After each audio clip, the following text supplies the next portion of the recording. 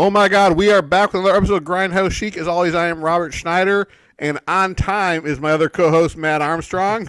We are still waiting for Brian Baldwin to come off a special assignment or to wake up to join us. I just gotta say, dude, this is weird that we are now recording in the afternoon instead of at night. I know. I kind of like it. I'm like full of energy right now. I'm ready to talk. I am not full of energy. I had a rough night last night. Did you? Yeah. So I've taken a break from horror, but before we get to that, how was your Halloween? Pretty good. Pretty non-eventful actually. I Did I do I also well, like you said, we'll talk about it later, but I took a little break from movies in general, but um just went to my wife's parents' neighborhood and handed out candy. That was it. so did you complete your Hooptober? No, I missed like three movies, and I've still got to write reviews for the other ones that I did watch. So, I mean, I'm counting that as a win. I think last year I got like four movies in. Yeah, this year I got 46 movies in for Mm, Halloween, and on Halloween night I watched the WNUF Halloween special and the Beyond, hmm and at that point I was horror movied out. Right. Yeah. I'm like, Yeah. I can imagine. but I've been able to in the last few days watch a lot of stuff that I've been neglecting or just going through my collection and going, when the fuck did I buy this? Like this morning I watched Rules of Attraction, the Roger Avery film, hmm and it's funny. Like I saw that in the theater. I was in grad school at the time and went to the Mall of America to see it. And I'm a huge Bret Easton Ellis fan, and Rules of Attraction is my favorite book of all of his. Hmm. And I thought the book was unfilmable because have you read it before? I have not now. So Rules of Attraction has multiple narrators and it goes from character to character. And somehow Roger Avery made the multiple narrations work in the movie. Hmm. And I feel like I do remember the movie, but but it's funny. As I said, I saw it at Mall of America. I saw a late night showing on a Sunday. Have you ever been to Mall of America? no. Um, in the Was middle of that the Minnesota? Minneapolis, yes, Minneapolis. actually Bloomington. I think Bloomington. I don't remember, but in the middle of the mall, there's an amusement park called like a Snoopy's amusement park, and I parked on the other side of the mall. So after the movie, I decided not to try to walk around the mall. I would just walk through the amusement park, and there's like these little low barriers that you could easily step over, and it would have been a straight shot from where I was to where I parked. And then a security guard started chasing me and forced me to walk all the way around. Like I was going to cause some damage. Does there like an entrance fee to get into the little park? No, I don't know. Yeah. I I never actually went into the park Hmm. because I'm an adult. Hey, those are fun. Yeah, I also am not a fan of mall amusement parks, Too but safe. it's just too boring. Yeah. I'm trying to think like that's got to be like a gigantic mall. I'm trying to picture an amusement park inside of our mall here and It's one of the biggest malls in the world. I think the one in there's a bigger one somewhere in Canada, hmm. but I don't like malls. It's funny when I lived in Minneapolis, I went to the mall where they filmed Mallrats, and they totally remodeled it long after that movie. Like it no longer looked like a dirt mall that it was. Yeah. I wonder how much more traffic got in there after that movie came out. I don't think much because remember that movie was a failure when it was released. Yeah, that's true. I mean,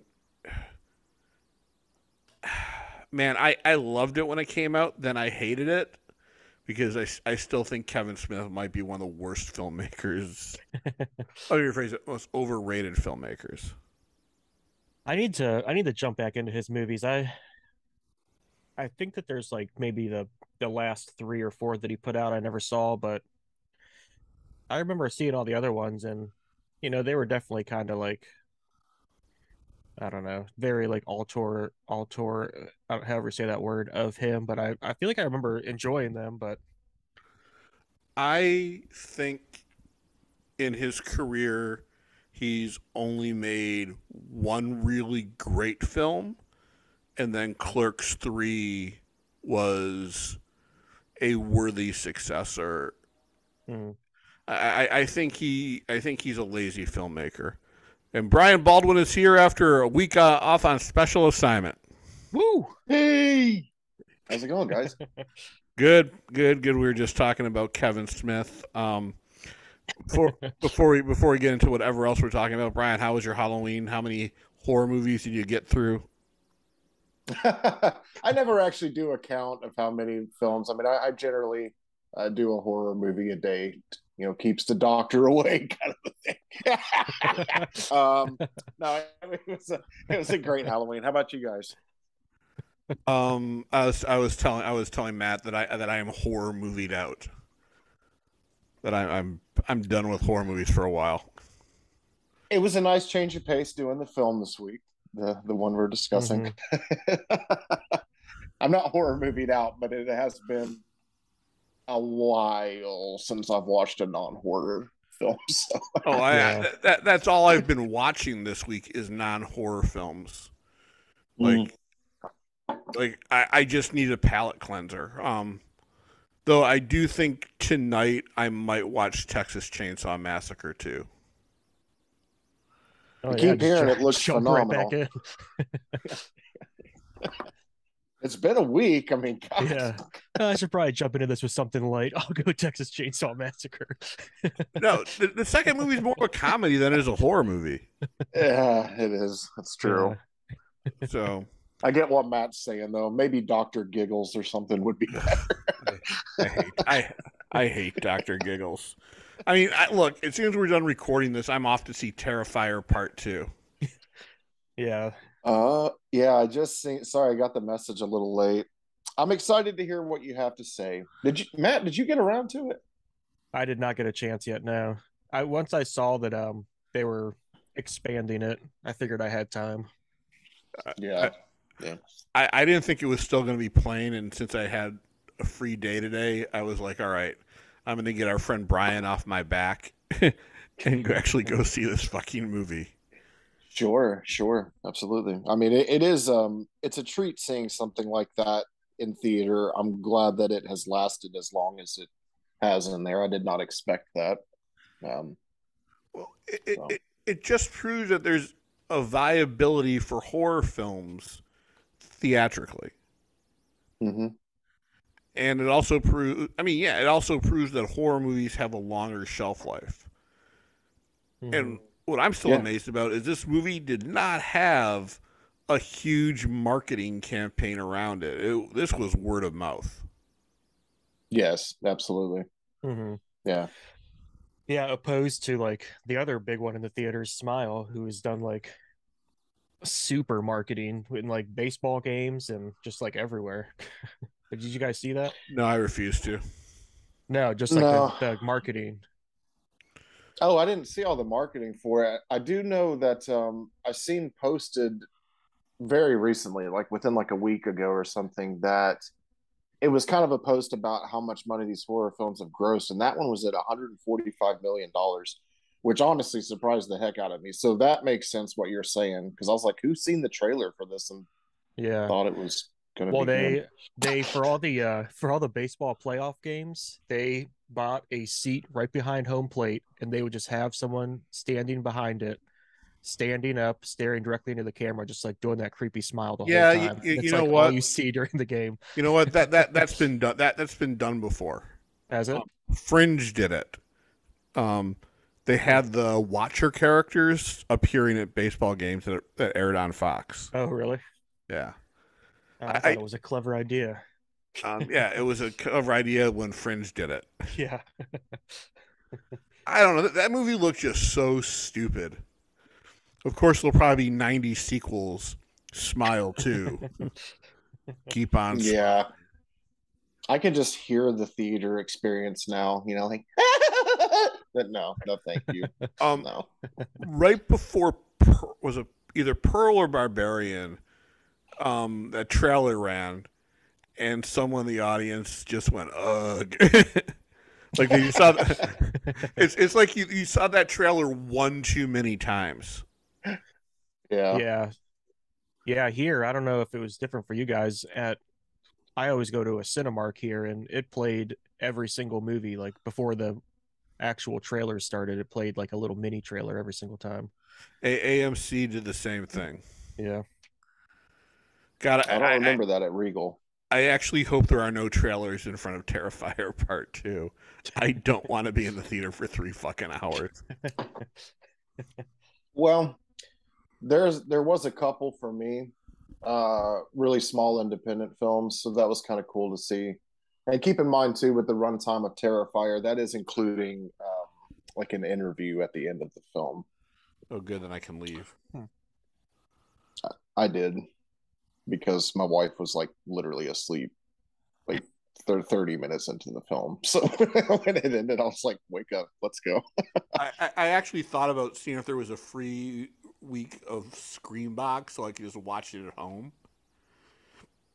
But I figure I can still see it for free at AMC. But do you do the pass thing? Yeah. Yeah, that's what I do. I'm very weary about going back to the theater because I'm still recovering from how shitty Dismember the Alamo was.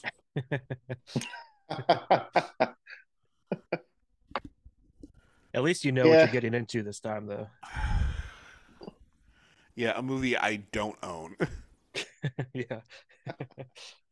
So, have you guys watched anything good this week that's non-horror beside, we're going to talk about STECKVEMBER in a few minutes, but have you guys watched anything that's really good this week? I have not watched any movies this week. I started watching this this cooking show on Netflix. And the host is one of the guys from Queer Eye. I don't know if you guys are familiar with the show, but it's Anton is the guy who usually does the cook stuff.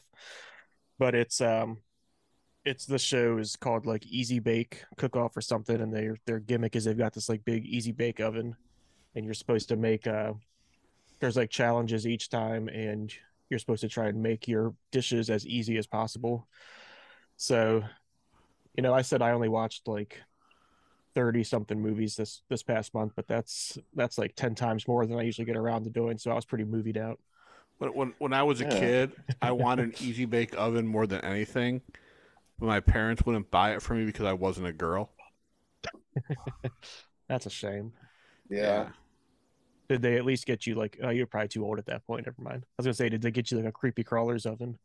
But I think that was like 90s. Nice. No. It was 90s, and he definitely had one.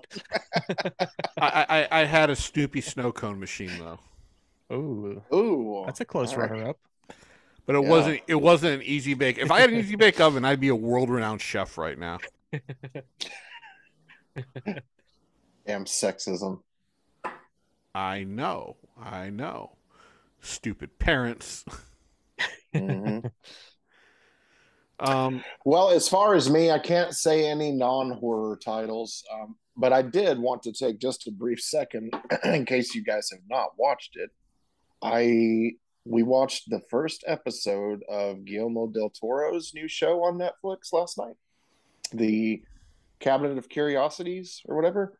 Okay. And I am in 100%. That first episode was so much fun. I can't wait to see what the rest of them are like. I've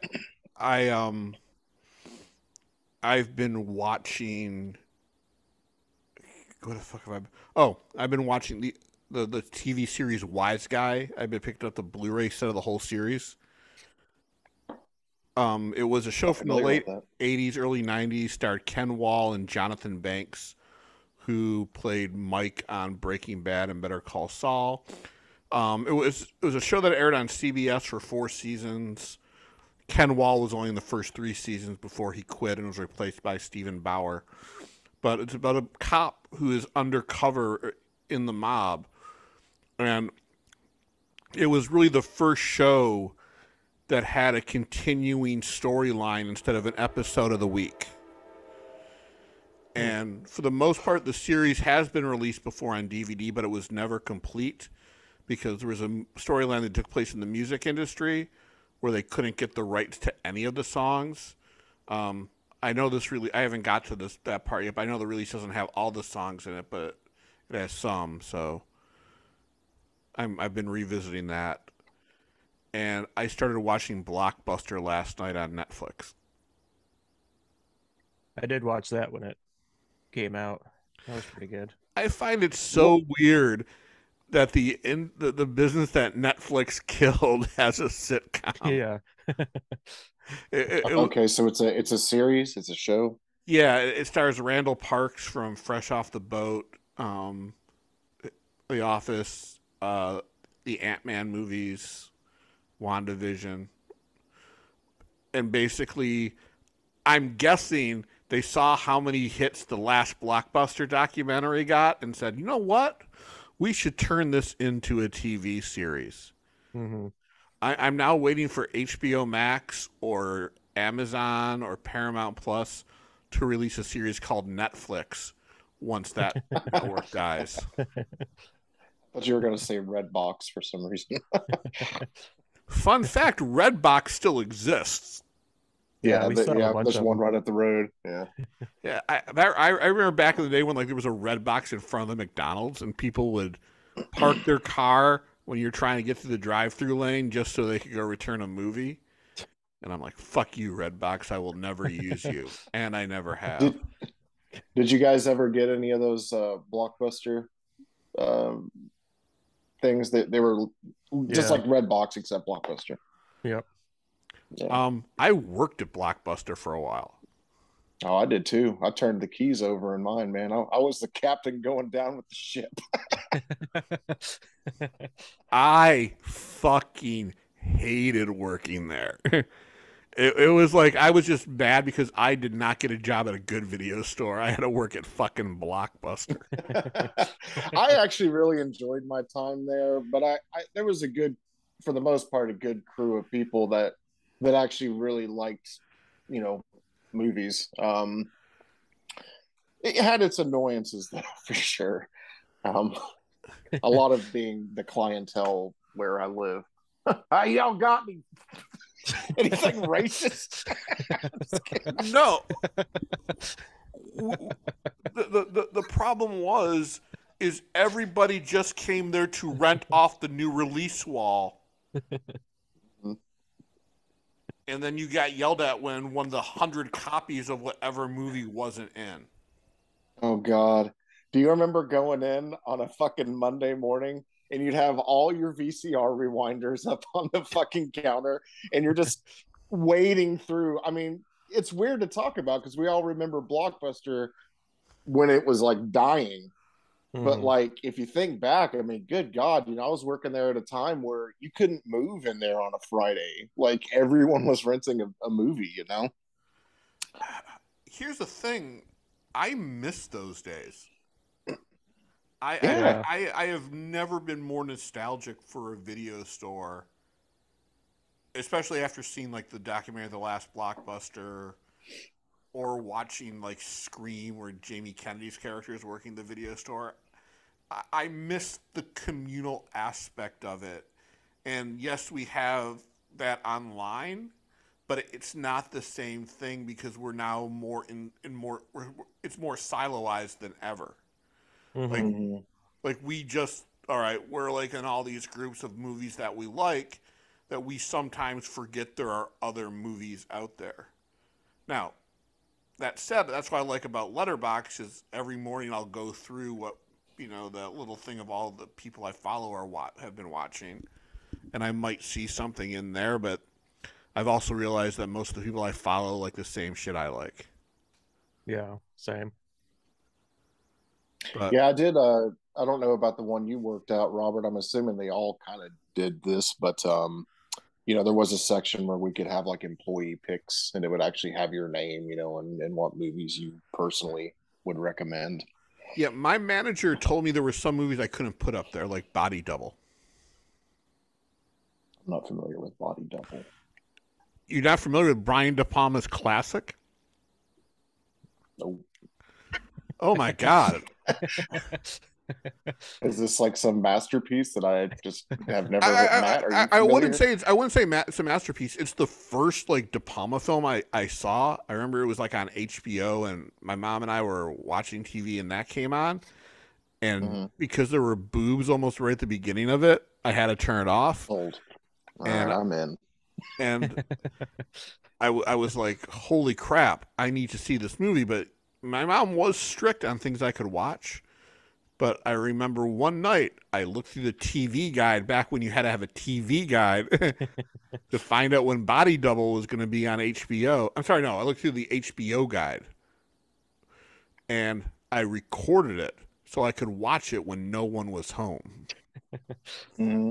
And now So they wouldn't buy you an easy bake oven, and they wouldn't let you see boobs. Like, where were they? What was their plan here? Some sort of middle ground.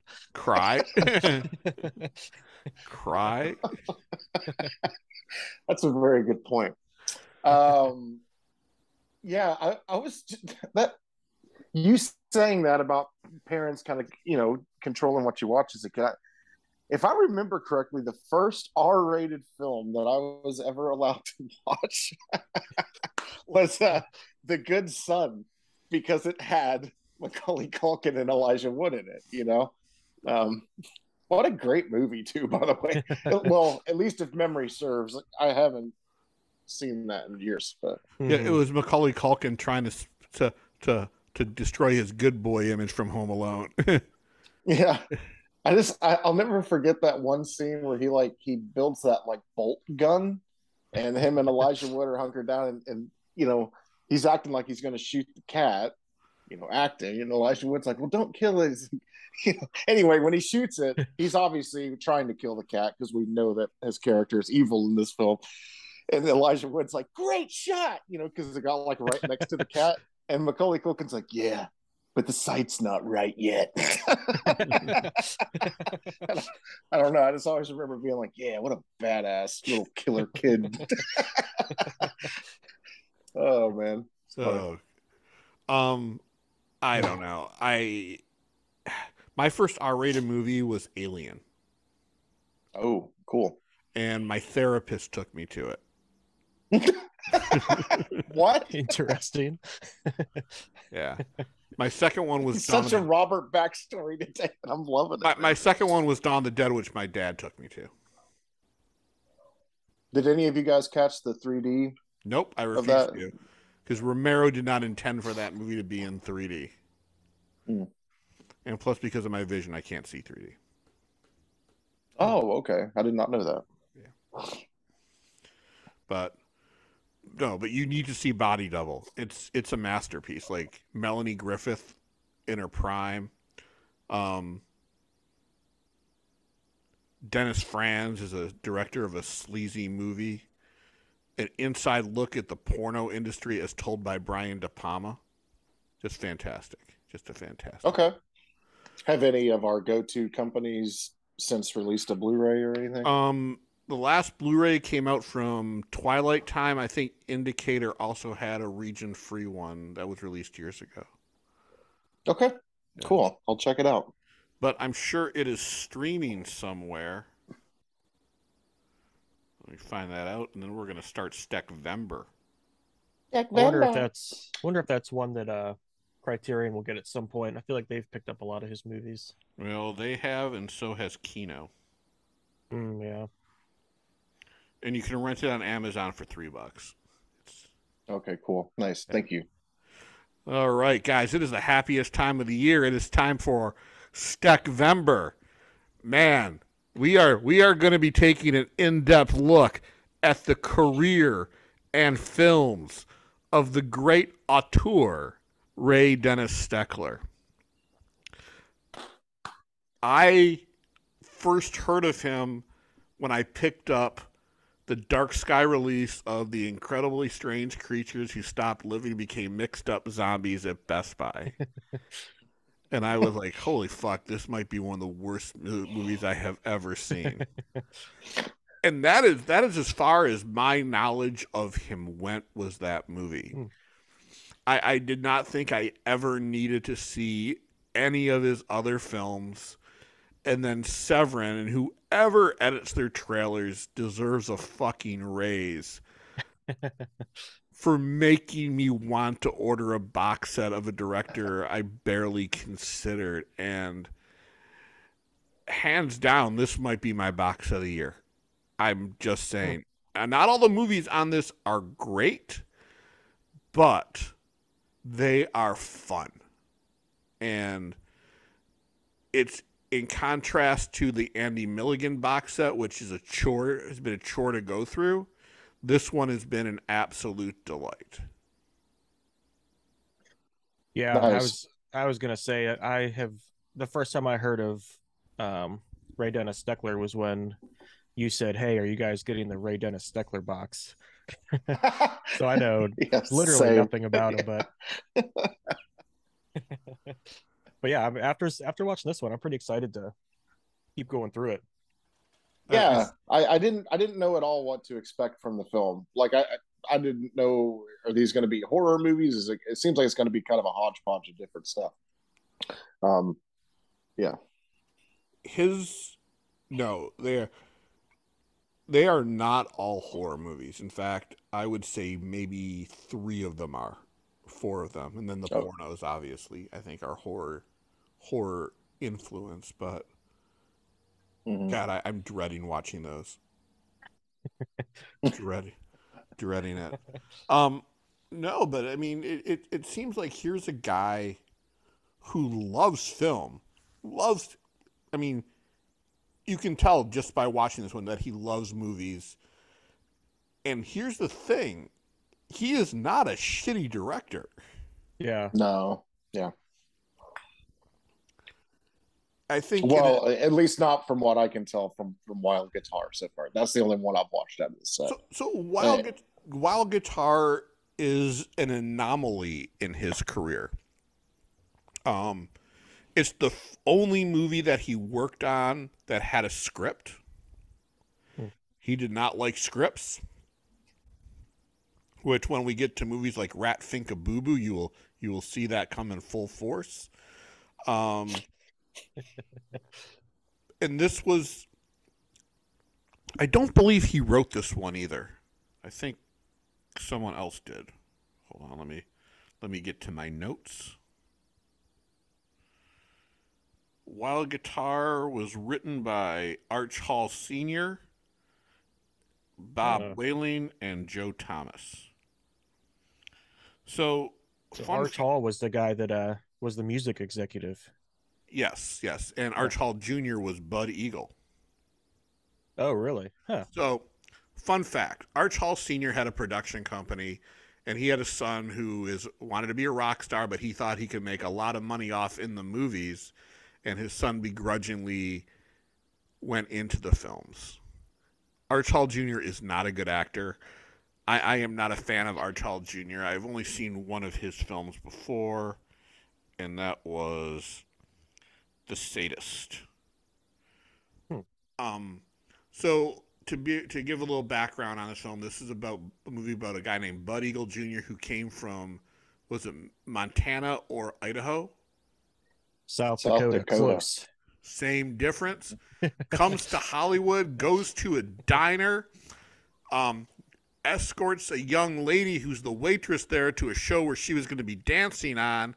He gets his big break, and all of a sudden becomes a huge-ass rock star, all while being taken advantage of by an unscrupulous music producer and his henchman, played by Cash Flagg, a.k.a. Ray Dennis Steckler himself, Steak.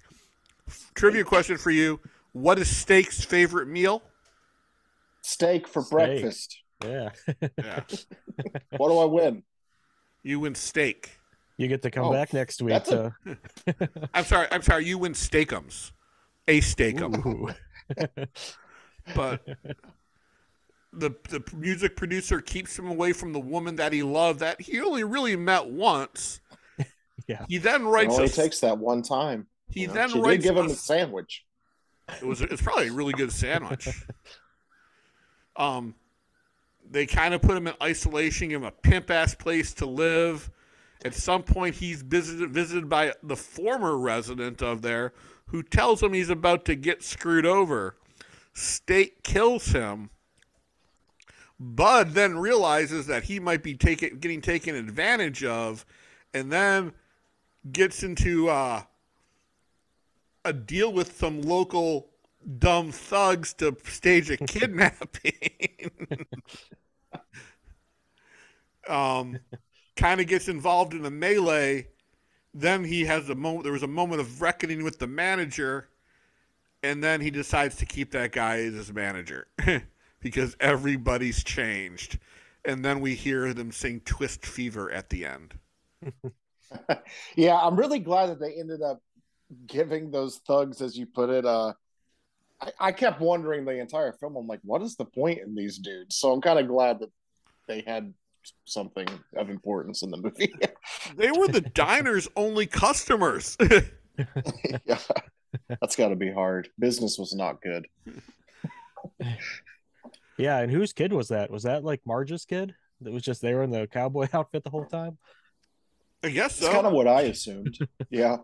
I guess so. I'll be honest. I spoke a single word to him. I did not rewatch this for today. I'm just going off memory of when I saw it a couple weeks ago. Mm-hmm. I just couldn't bring myself to take that box off the shelf because I would feel obligated to go to the pornos because that's where I left off. Those are going to be exciting times. Ugh. Hard times. We're going to go through it together. Hard times. Maybe. So I adored this movie because it was not what I expected it to be. Yeah. It was fun. It was ridiculous. It had the dumbest plot ever. And yet, for some reason, I went along with it. I'm like, all right, I'm fully into it. And somehow, Ray Dennis Steckler directed himself as Steak to be the toughest thug in the film. Oh, go ahead. I just can't imagine seeing this movie in a drive-in because I'm sure that's where it played. I don't know what it played with. Probably a much better. It probably played before or after a much better film. But I found this movie to be really heartfelt. Like, yeah, I kind of feel the same way. I was like, also, I didn't know what to expect because, the box set is called like the Incredibly Strange Films. So I'm expecting like, super low budget looking, like something similar to like, I had just recently watched Monster a Go-Go. So I'm thinking like something super low budget, crappy looking like that. And I'm like, the movie starts up and it has like really nice shots of, Bud going on his journey. And I'm like, okay, this is off to a good start. And then it goes into the story. I'm like, okay, this is not what I was expecting, but I'm in for this. And I really enjoyed it too for what it was. It's weird as one-dimensional as Archibald Jr.'s character was. I'm like, I felt bad for him knowing that he was in a bad situation. Mm-hmm. No, I'm with you, Matt. I thought. Oh, Robert, I'm sorry. Buddy. Oh, no, go on. Yeah, not knowing what I was getting into once I realized the type of film it was, and it didn't take me long, obviously. It does. It looks so well, and I can't remember how you worded it earlier, Robert, but you can tell that someone with a lot of heart and a lot of investment in the film industry, you can just see it. The shots are really nice. It's really well done. I did keep thinking, I have to admit, I was kind of chuckling to myself there a minute ago because when I was looking at the artwork inside, like when you take the disc out, for whatever reason, and I'll have to give it a better look, but I thought like his eyes were like blacked out. So again, with not knowing what type of movie, and I'm thinking like probably getting into a horror thing, when he goes on stage to play for the first time, I'm sorry, it's even funnier now that I've finished. It's funnier now that I've finished the movie and know what kind of movie it is. At the end, I'm sorry. At the end of his song, you know, he's playing a few chords to kind of like drag. I kept thinking he was like gonna turn. Jesus, I'm sorry. I kept thinking he was like gonna turn into a demon. No. No, this is Arch Hall Jr. You're not going to turn a guy whose dad wanted to turn him into a teen heartthrob into a demon? No. I'm just saying. Fun fact, I actually enjoyed the songs in this movie. Same, yeah, and it makes sense now that you say his dad was like had his own production company or something, because they seemed like real songs. I feel like. Well, if you have Spotify or wherever you stream music, you can go search Arch Hall Jr. You'll find a collection of his music called Wild Guitar, which has all the songs from all of his movies, including all the songs from this film. And after I watched it, that played pretty much nonstop in my apartment and my car whenever I went driving. Oh, nice. No, Brian, do you need to take a minute? Brian, I have to ask you a very personal question. Did you just urinate yourself? Sorry. I'm guessing you did piss yourself right now. That you're laughing so hard. That you're tinkling in your pants. Oh, I'm sorry. It's all right. Actually, I'm kind of embarrassed. It's been a long time since something's cracked me up that much. I just wish you guys could see what I see in my head. I would be embarrassed too if I just pissed myself on a low-rated podcast like that. Well, Speaking of almost shit myself one time, so might as well. Speaking of Arch Hall Jr., I was kind of laughing throughout this entire movie because I don't know if you guys saw this, but there were like, I'd say 70% of the scenes that he was in, and especially the cardboard cutouts when he has the sunglasses on, I could not stop picturing him as being played by Tim Heidecker. Every single time I saw him, I was like, "Oh, that's Tim Heidecker." I think Tim and Eric should do a shot-by-shot remake of this movie. They should. It would be the greatest thing ever. I don't know. I mean, there's not really much to say because it's a really simple movie. Mm-hmm.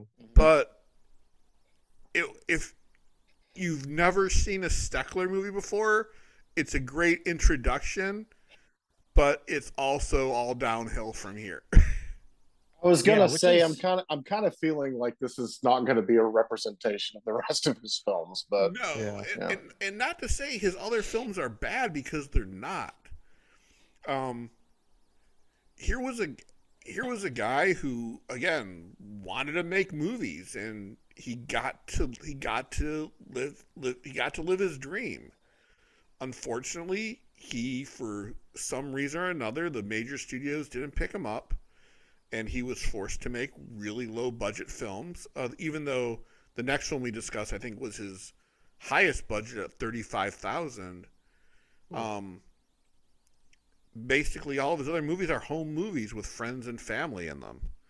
This, in my opinion, is his most legitimate film. Yeah, I was gonna say that's kind of sad to hear because this seems like a pretty well made movie, especially for being like his first movie. So to hear that it goes down from there is kind of, sad to hear. But I think part of it was he did not work from scripts. Yeah. And I think as a filmmaker, you need the discipline to have your story thought out. from start to finish. Do you think maybe he was trying to put some of his thoughts of that into the character of Bud? Because Bud's very much against like the marketing that they're trying to use for him, and hey, I wrote my own songs. I don't need you to write songs, stuff like that. But Steckler didn't write this movie. This was someone else. Oh, that's right. I'm sorry. Forgot you mentioned that earlier. Yeah, I mean, what do you think of Steckler's character in this movie? I love Steak. He hams it up. There were a lot of parts though where he seemed like he was, like the character himself. He seemed like he was not interested in the job he was doing. Kind of like, there's a part where he's like trying to burn himself with his lighter, or in some parts where he's just like seems like, I'm just gonna walk away. I'm not interested in this. I think he's there because he's a sadist and probably gets paid really well. Yeah. But what's interesting about it is they are trying to say something about the music industry, about how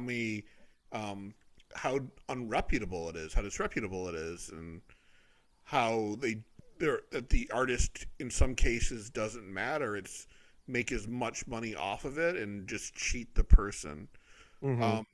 There was a great movie released in the early 2000s called Great World of Sound that kind of has the similar premise about these two fake, they call themselves producers, and they go out and audition people and tell them they're all good enough to make albums. They just have to pay them money to make their album. So it shows the con artistry of it. And Bud Eagle, is this kid fresh off the motorcycle from South Dakota who comes in and is living this Hollywood fairy tale. But what I like about it is it shows that even though this movie does have a happy ending, it has a rough road ahead of it. That not to accept a deal that's too good to be true. Mm-hmm. Yeah, I wanted to. I was going to talk about the kidnappers a little bit. I felt like they were. I felt like they were really going for like a Three Stooges kind of vibe, especially in the part where they go to collect the money out of the trash can, and they like each come out of their side of the wall, and it kind of reminded me of like the like hello when they're each faces of the Stooges like show up. Yeah, I think it would be more of a Bowery Boys reference who. Yeah, as we get to the Lemon Grove kids. I don't know if it was something that was like big in the 60s or something, but do you know why one of the guys always just had like green onions with him? I was wondering that too. Fell out of his pocket in the diner, and then in that scene when he's like the last one to poke his head out, he just has like a big green onion hanging out of his mouth. Yeah, it's called a character quip. Yeah.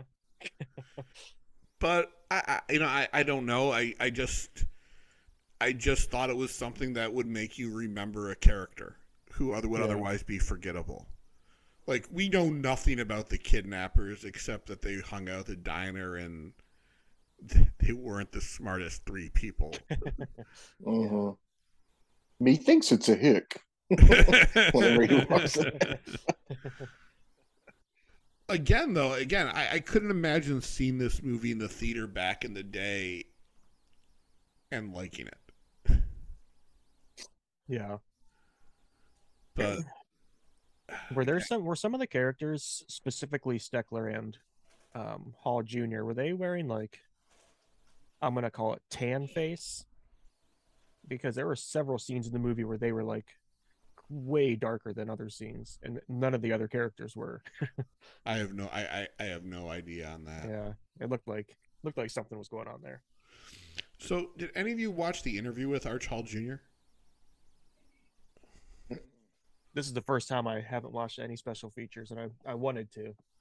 Disc 1 has a bunch of great stuff. It has the Incredibly Strange Film Show from England that features Steckler on it, and it also has an interview with Arch Hall Jr.,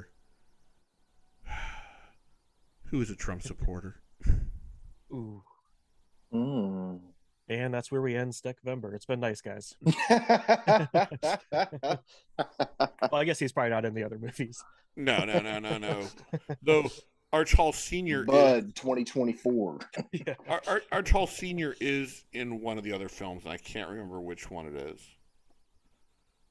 So the special features, are the features on each disc like relative to that film, or do they kind of just throw them on there where they can fit them? I think they throw them on there where they can fit them.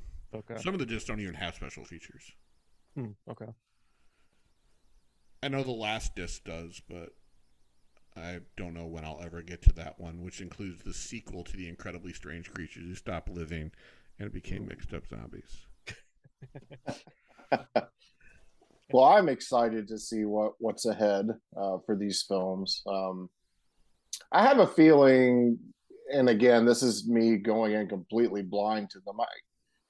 If the rest of the films are in any way like this one, like at all, I think there will be something to appreciate in each one. I'm hoping, at least. Oh, you're not wrong. Like, you're not wrong.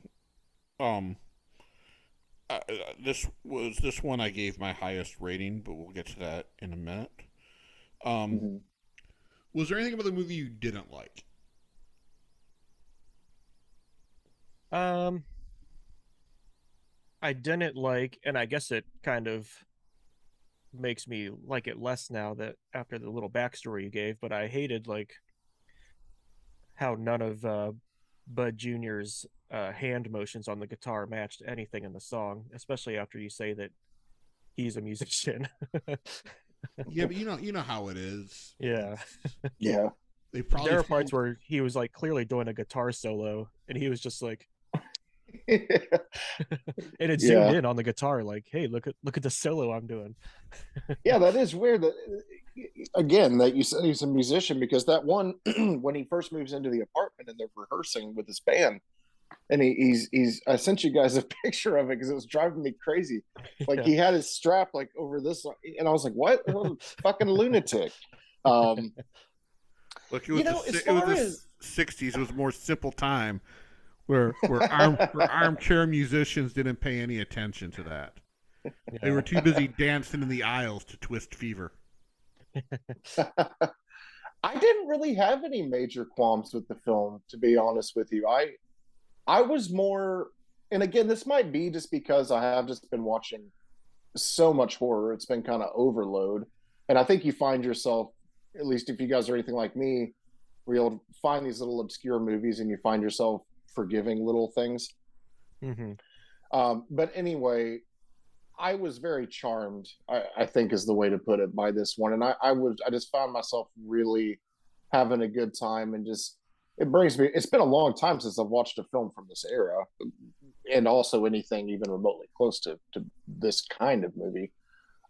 So it just, no, I had a great time with it. I really did. There wasn't anything that I was nitpicking apart as far as the story or the acting or anything like that necessarily. I mean, they're not golden, glow performances or nothing, but hey, I thought it was good.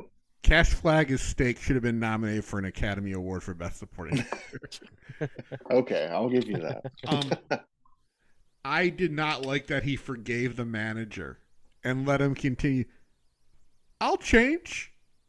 Yeah. He was a liar throughout the movie. No, but I mean, I do like how, there at the end, Bud's kind of like, you gave me a chance, and now it's my turn to give you another chance. And I mean, I get the message behind it, like, because Bud's character, it's not like him to say, see you later. He wants to help. He wants to be the good guy. Yeah, I think it says more about Bud's character than anything. I like that it seemed like he wanted to change. He wanted to give the guy another chance and see if he would change or not. I mean, I kind of liked it. I liked the little twist at the end with his brother being there. Yeah, who saw that twist? And he also wasn't a complete pushover. You know what I mean? Because they did record the whole thing, so kind of put him in a corner. Yeah, I mean, at some point during the movie, without any foreshadowing, he grew a pair of balls. He went from golly gee to he manipulated his revenge. It was his time with Daisy. Turned him into a man. I guess they probably finally did it when they had twist fever, or as we know it as syphilis. Yeah. Yeah. By the way, he seemed very non-reluctant to start jumping into things with Daisy there. Especially the Yeah. first kiss. She just walked out and he was just like, okay. I'm in love. Well, wait, are we talking about Daisy or Vicky? Because Vicky was the girl he ended up with. Daisy was the Yeah. girl that is managed. Okay, yeah. Yeah. Yeah, that was another thing I when I watch like old westerns, I like the trope where it's just like they meet each other for 20 seconds and they're in love all of a sudden. I always I always like that. And I actually have a list I started on Letterboxd as I was going through old westerns called the horny women of westerns, where I like rate rate how horny they are Now, in how do you in know the that when westerns. almost every movie that I look at is still a movie that you want to watch? Well, there's only I think 3 movies on the on the list so far. Was it all the movie Bad Girls with Drew Barrymore? No, I do remember seeing that movie though when I was younger. Yeah, we all saw I, it when we were younger. yeah. Okay. All right. How many wild guitars will you give this movie, Matt Armstrong? Um, I really liked this movie, and I don't know if I'm gonna praise it more because I was expecting it to be so bad. Um, but I'm going up to 4 wild guitars. Brian, how many wild guitars are you giving this? That was actually exactly what I was going to rate it, was 4. And Matt pretty much said everything that I could say about it. I thoroughly enjoyed it. I will give this one 4.5 wild guitars Nice. because, yeah, I thought this movie was charming. Um, Before we end today's episode, I kind of want to talk about a few things. So the big VSA reveal might be a Santo film. Are you guys as excited about that as I am? I am. I don't know anything about them. I don't think I've ever seen one, but when they started like popping up, I know that you had talked about them. I know I saw was it Eureka put like a double feature out, or was No, that Indicator? Indicators putting Yeah. them out. Yeah, I mean And it seems like something I would definitely be into, so I'm excited about it. VCI last year put out a collection, I think, of 8 films. All of them are the dubbed ones, so but they're still enjoyable as hell. I'm So excited. he's like a professional wrestler vigilante. Am I correct in this? No, he is like a superhero. Um, at the Okay, even time, better. El Santo was probably one of the, if not the most popular wrestler in Mexico. And then he started making movies where he was basically a crime fighter. Okay. Mm. Yeah, I'm into that. I'm excited. Hopefully, this means we're going to get a lot more El Santo movies. I hope we can get I was hoping if anyone was going to release it beside Indicator, that we'd be getting a gigantic box set of them Hmm. because I don't have an. I would kill for that. Um, but I don't know. I'm I'm excited. Well, it makes sense that Vinegar Syndrome was released because the Cardona family did have something to do with the release of these movies. Hmm. Oh, okay. What is your hope for the other VSA? Do you remember what the clue was? No. I feel like I saw it and I had something in mind, but I don't remember what it was. I don't even think I've seen the clues, actually. Let me see if I can pull it up in my email here real quick. I was going to bring up while I'm looking at this. Did you know the like Radiance films that just kind of popped up there? Yes. I like followed the one of the head guys of that on Twitter, and he sent out a text. Um, I don't know if they bought up the rights to like a shit ton of movies or something, but he sent out a text that said, just so everyone knows, I'm paraphrasing here, but he was like, just so everyone knows, making our library, we're opening up our library to all the boutique labels or something. And he he was like, Arrow, let Arrow have Predator, let Kino have Alien, and we'll take whatever we think fits our kind of thing. So I was like what library did they buy that they've got all this stuff? Those are all Fox films? It sounds like they struck a deal with Disney. Maybe, yeah. That would be pretty cool. I don't know. I don't know how I feel about that label because all the movies I want are Region B, like Welcome to the Dollhouse, and I don't want to spend money on a region free player because my wallet couldn't handle that. All right, I got the email here. So what is this label called? Radiance. Yeah, Radiance Films. They just did like they did I think it was a 3-year membership, I think, and it was like $1,600, and you get like every release they put out, and it like sold out within like a week. How many of them they were offering? This is the first I'm hearing about this. Yeah, it was an ex-Arrow employee left and started his own label. Ah, okay. Great, another one. I'm going to admit I'm not that excited about some of their initial releases. So, so the email doesn't say it doesn't have a clue about the second VSA. It just says the one is their initial dive into world cinema's most iconic action characters. Doesn't say anything about the other one. Well, that means the world's most iconic action character is James Bond, and I don't think they're going to release a James Bond movie. What do you think about the rumors that TerrorVision is leaving as a partner label?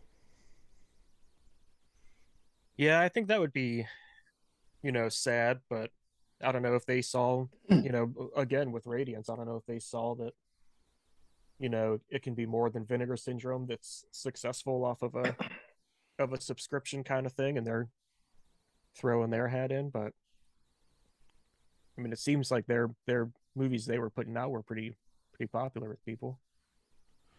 What have they put out? I know they put out Killing Spree. Yeah, Killing Spree. They did the they did like video violence. Yeah. Now let me ask you this: would you guys have bought their stuff if they weren't with Vinegar Syndrome? I wouldn't have even known about them, really. Yeah, I would have, just because of Killing Spree. But that is the only title they've released so far that I was familiar with. So they did WNUF, the Halloween special, Norway, Killing Spree, Love and Saucers, and then the Video Violences and the Blood, Guts, and Sunshine. Well, that movie's an unforgivable sin. Video Violence was a lot of fun. I haven't watched the second feature, but and that my buddy Bart Sumner got to be a little bit funnier. Nice. I'm going to try to get him on this show so we can talk about it, though I don't know how easy that's going to be. Yeah.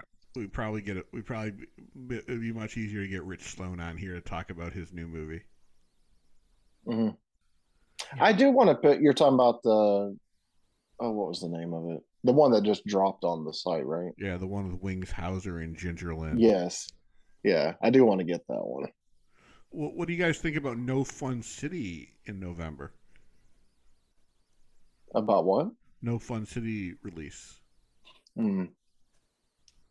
I'm impartial. I think you're a little bit more into that label than I am. I do have some of the releases, but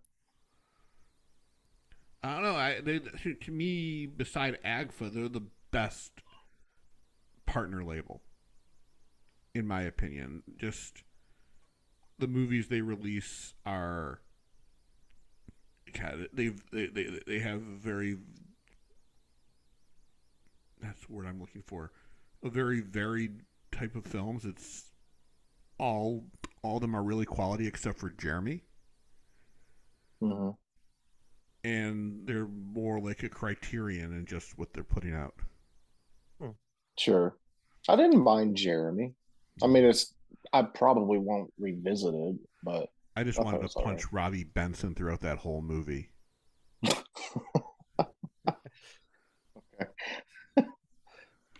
I'm sure they'll have one next month though for Well, partner label there are month. rumors that they're going under. Like I heard I Oh, think on one label, and I noticed they have stopped doing the Fun City podcast. hmm. I hope it's not true because Cutter's Way, which is a good movie, um, should not be their last release. Yeah, that's weird because I feel like I read something that they were planning the like Primetime Panic box set number two. Think. I, I I I hope feel I'm like wrong, they, yeah. I mean, unless that's their like last hurrah next or month, and then unless they're leaving they're as a out. part, or unless they're leaving as a partner label as well. Yeah, which I don't know. It kind of seems like they've got to be getting all of these labels have to be getting a lot of attention from being connected to Vinegar Syndrome. So I guess I don't understand why they would want to leave unless Vinegar Syndrome's getting like a cut. Of course, Mm-hmm. they're getting a cut. They're they're these companies are paying for the manufacturing of their discs, Mm-hmm. and there's probably a little. They probably have to pay a percentage because it's being advertised on their website through their emails Yeah. and with the exclusive slipcovers. Like I'm sure Mm. Culture Shock saw a big increase in sales when they signed on with Vinegar Syndrome. Same thing with AGFA, Yeah. and it I'm seems just like I'm just imagining the Vinegar Syndrome guys are like the record executive in Wild Guitar. I fucking own you. We put all this money into your slip covers. You'll see that money soon. and I'm sure some labels have better deals. I'm sure AGFA has a better deal than TerrorVision or Music Box Films because Mm-hmm. they release they release on a more regular basis, and they were in business before. Yeah. Mm-hmm. I was gonna say with AGFA, it seems like they've actually gone back to older releases and had success re-releasing them with a slipcover now. Because you know that slipcover Yeah. is is what makes the movie. Got to have the Yeah. slipcover. Yeah. I Yeah. I think mean, hopefully they don't bow out, but I hope not. I think they're my label of the year. mm-hmm. Them or AGFA. I mean, AGFA has just released a lot of great stuff. What do you think about Criterion laying off 20% of their employees or 16 of them? And how do you think this plays into the future of physical media? Yeah. I mean, I guess I was pretty surprised to see it because I don't know if I'm in the minority, but I feel like physical media is having a pretty big upturn. Um, but it also seems like I don't know if they signed a deal to start doing like Disney's films since Disney is so bad at it, or if Wally was just kind of a one-off or not. But I think it's a test. yeah, so I don't know. I was pretty surprised to see it. I don't know what that means if they're planning to have less releases or if they're just saying or if their plan is to like not do new films and just start pumping out 4Ks of everything they have. I don't know. Well, It was surprising to me. I hope they don't become a Blue Underground. Um, Mhm. I've been watching a lot of videos on this. I think a lot of people are missing the point. For decades, Criterion was the label. Mhm. They had no real competition when it came to older films with amazing special features. I think in the nearly 10 years that Arrow has been in the American market, that has changed. I think Yeah. companies like Fun City have also kind of gotten into their market share. I mean, when you get, Natural Enemies, which in a different world could and should have been a Criterion release, you have another label putting out something amazing for it. And Kino also putting out 4Ks a year or two after Criterion has released something like The Mhm. Great Escape. So I think there's too many players in the market, and Criterion's market share has eroded greatly. And not to mention streaming. Yeah. and less Barnes and Nobles out there. Yeah, I guess that is one point. I usually go like buck wild with this Barnes and Noble sale, and I got maybe like 3 Yeah, this this year. is the first November I'm not participating in it. Mm-hmm. There's really nothing out. The last Criterion I got, and I still have to open it, is Lost Highway. Mm-hmm. And I'm sure I might get Infernal Affairs next sale. But it's also, I don't feel the urgency to buy their stuff because there's nothing limited about it. They don't have slip covers. They don't put stuff out. Oh, like Kino does. The first printing of all these movies has a slip. Mm-hmm. Mm-hmm. Criterion Yeah, the doesn't. last Criterion I purchased was Virgin Suicides, and that was also the first one in quite some time. But That was years ago that one came out. it was. Or Did they re-release it then or something? they put it out on 4K recently. Okay, okay. Well, then that's yeah. Okay. Yeah. Yeah, I haven't. I can't up. There's no reason for me to upgrade that one. How are you guys treating upgrades? Like, are you buying every upgrade there is, or are you just being very cautious on it? I'm personally being very selective. If it's a film that I do not already own, then I'll always get the 4K with repurchases. I'm just kind of picking my favorites. Like, I love Return of the Living Dead. My Blu-ray still looks good. Yeah, I was gonna say I feel like the only ones that I've been like getting day of are, which I hate, are the Scream Factory ones. I've been getting those ones day one. I've been getting them from the site, paying $10 more because I feel like I want the poster, and now I've got like 40 posters sitting in a box that I'll never hang up. So I think Yeah. with everything else, I've been pretty selective. Like I just got the 4K of Peter Jackson's King Kong because I saw that it was down to like $6 on Amazon. So if I see stuff like that where it's Hmm. super cheap, I'll do the upgrade for like more mainstream movies like that. But I think a lot of stuff I just haven't yet. The most excited I am is you mentioned Scream Factory there. I was so happy to see Black Christmas get the 4K treatment. So I did bite on that one. Mm-hmm. I haven't. I love Black Christmas. I mean, but I have a vow to myself until Porky's comes out in 4K, no Bob Clark movie will be purchased. In fact, the Porky's trilogy should be on 4K. In fact, I might watch Porky's tonight. Because I'm going to need a palate cleanser after Terrifier Part 2.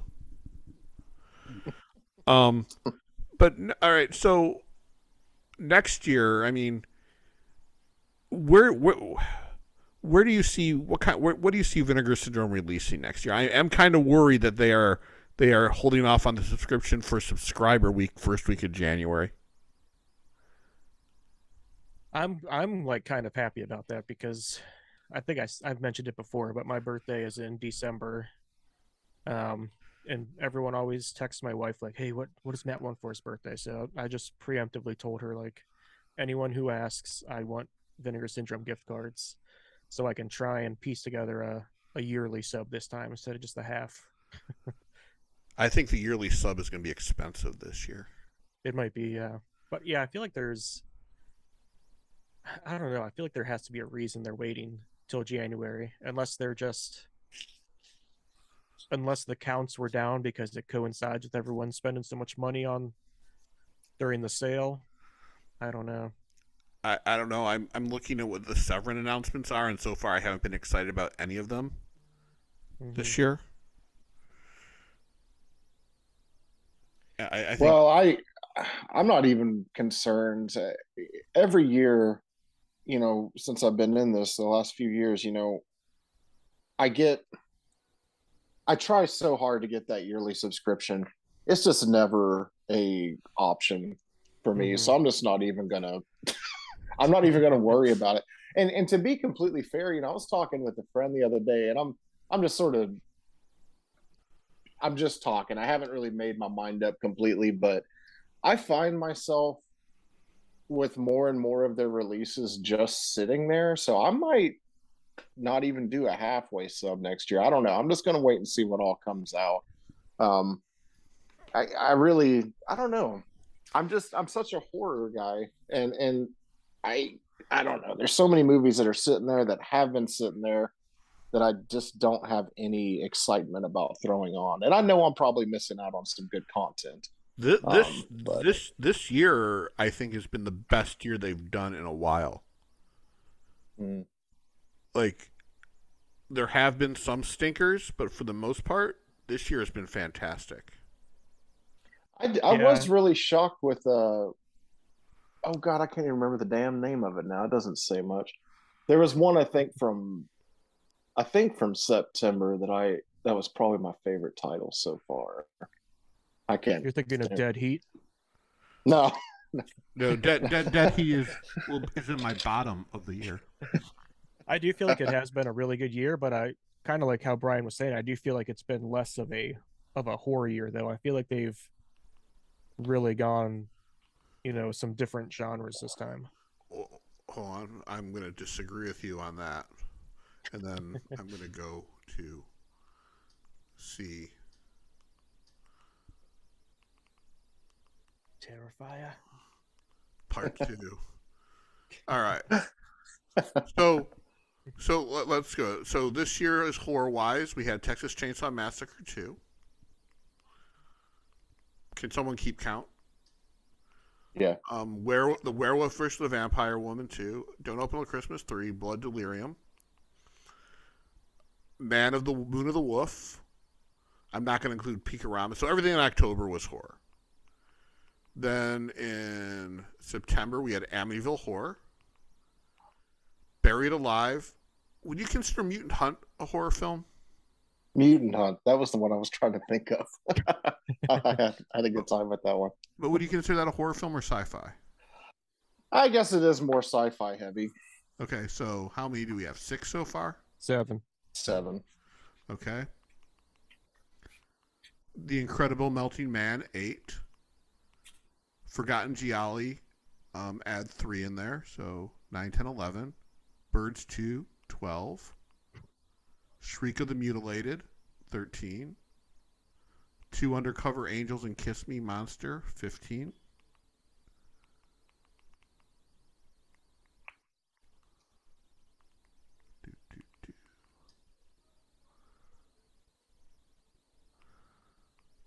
Horror High and Stanley, 17. Scared to Death, 18.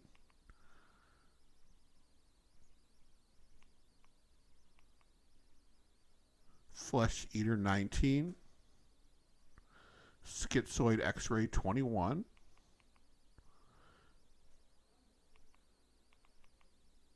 Beware Children at Play, 22. Sister Sister, 23.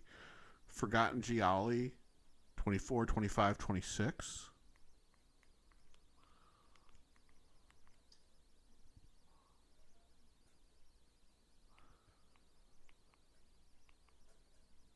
Do we consider Dead Heat a horror film? I would. Just to make this count go down, I'm going to say it's a comedy. Okay. Full-blown comedy. All right, 29 with Curfew. 30.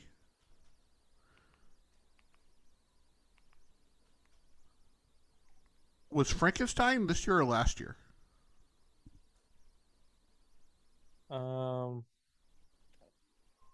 I think that was Black last Friday year. last year. Yeah. Okay. Yeah. So we had 30 horror films last year. Or this Should year. have been 90. Yeah, they don't release 90 now. If you consider VSP's Scary of 61st, then we have 31. But a good number of them are horror films. Yeah. I guess I kind of just meant that it seems like they're introducing more non-horror though. Like they've gone pretty heavy on the Asian cinema slash Billy Blank cinema. Well, those are VSAs, and in I guess they're not part of the sub. Yeah. I mean, the only ones that we consider really Asian, within the genre was Iceman Cometh. Mm. I think. Well, either way, I don't know. I think I just might start doing title just based on uh, you know plots and stuff and what I think I might be interested in. But who knows? I say that now. Come halfway next year, I'll probably be like, "Here, take all my money." It depends. If it's over 1,000, that might be the killing point for a lot of people. Yeah. And it is kind of better for you, Brian, because you do have that Grindhouse so close to you. You can kind of go there and pick up whatever you want at any time. Hey, Brian, Yeah. you should walk over there, talk to them about becoming a sponsor of this show. Okay. Yeah. maybe our listener base will increase by 3 so we can get to that magic number of 50. I'm guessing no one wants to hear me sing the song from Champagne and Bullets. I think that's it. There might be an opportunity, honestly, for us to maybe do one of these calls with one of the associates at least. Maybe not Mike. I know he's probably there a lot during the week. I'm not, so Well, I never really see him up there that often. I made a purchase with him, and I'm waiting for my copy of Testament and Ladies and Gentlemen, the Fabulous Stains to come in. I'm waiting for an order that I put in I think May. It's like 5 movies, but one of them is the Jackie Chan movie that just keeps getting pushed back month after month. So now I think it's end of November it comes out. So when you buy it, when are you going to watch it? Oh, probably right away, for sure. Matt's backlog is bigger than my dick. Don't judge a man by the size of his watch list. All right, we are going to be back next week as we discuss the incredibly strange creatures who stopped living and became mixed up zombies. We'll probably talk about some other stuff. Hopefully by then Brian will have watched Body Double, and maybe we'll talk about that as well. Because in that movie, Brian De Palma composed one of the best shots ever, where he makes a drill look like a dick. Fantastic. Okay. Yeah. Been there. Now I am off to see Terrifier Part 2, and hopefully not regret seeing it in the theater for 2.5 fucking hours.